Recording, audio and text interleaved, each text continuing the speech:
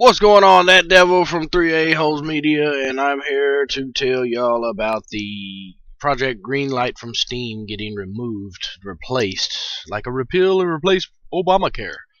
Uh, I guess about 40% of games were like subpar, or didn't work, or people were paying for them, and so they had all these problems. So they would submit the games, and then they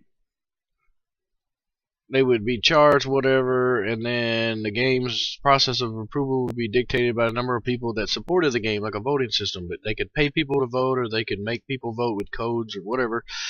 And if enough people supported the game, then it would be, allowed to go on to Steam. Which, if they were buying the votes and stuff, it probably was a crappy game. So it did not filter games and their playability or quality. So anyone could pass the game to Greenlight if they had enough people. So so they're just getting rid of the public voting process altogether, and they're gonna have this paperwork system to prove legitimacy as a legal game developer. Then the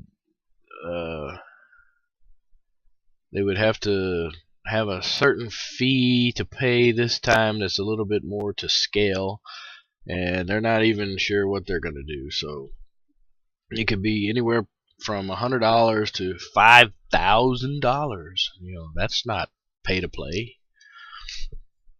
And then the games will be verified by Valve to make sure they're stable enough to run the game before submitting them to the Steam store. So they have some kind of a logarithm that will separate these games from the bad games from the good games. But anyway, the current logarithm doesn't do that because it's people, supposedly. So automation is going to make it better. Nah, probably not. The higher fee, it'll probably allow for slightly better games, but if anyone has the money to pay for it, they're just going to, the people that have the money to pay for it, they're just going to pay the fee. So I don't see how that's quality assurance. I mean, you got crappy games coming from multi-million-dollar budget companies and stuff. So supposedly this new, instead of Steam Greenlight, it's going to be called Steam Direct, and the current ETA will be spring of this year, which that's going to affect. I don't know if it affects anything that's in the queue currently or what. That's going to have to be something that's addressed.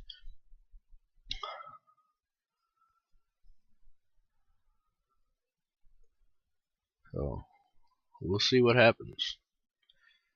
That devil is out. 3A-Holes Media Productions.